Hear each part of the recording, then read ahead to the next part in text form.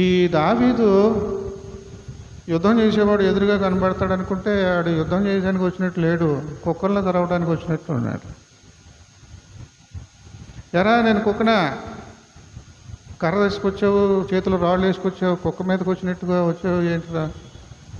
ఆ డైలాగు వాడి నోటి నుండి పెట్టారు మన పూర్వీకులు, దేవుని ఆత్మావేశం వలన రాసినటువంటి లేఖకులు. అంటే వాడు ఇశ్రాయేలీయులకు కుక్కే. సున్నతి లేనిటువంటి ఈ ఫిలిస్తీయుడిని ఎదుర్కోవడానికి ఎవడు లేడనుకుంటున్నాడో వాడు నేనున్నాను అని చెప్పేసి మీదకి వెళ్ళాడు. అంత రోషం, అంత పౌరుషం అన్నమాట. ఎవడు కూడా సున్నతి ఉన్నవాడితో పోటీ పడడానికి వెళ్ళలేదు. మేము పరిశుద్ధులము, వాడు అపరిశుద్ధుడు, వాడేంటి మనల్ని ఛాలెంజ్ చేయడానికి. ఆ రకంగా వాడిని ఓడగొట్టాడు, అటు పడిపోయాడు. ఆడికి పూర్తి ప్రాణాలు తీసేయాలి అని అంటే ఇతని దగ్గర మారణాయుధాలు లేవు. కర్ర మారణాయుధం కాదు, రాయి కూడా మారణాయుధం కాదు.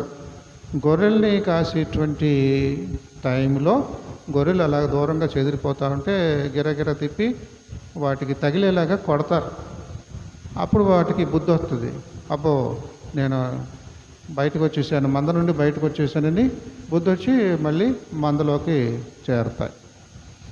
మారణాయుధం కాదు, బుద్ధి చెప్పేటువంటి ఆయుధము. కర్ర కూడా అంతే, బుద్ధి చెప్పేటువంటి ఆయుధము.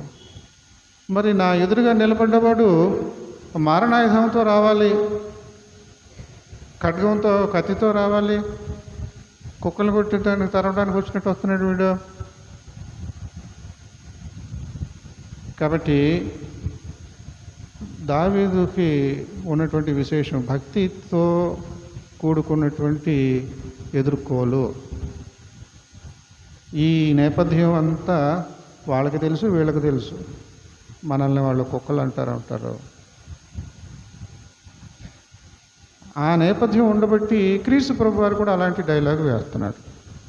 అది దీనిలో ఉన్న చమత్కారం కదా.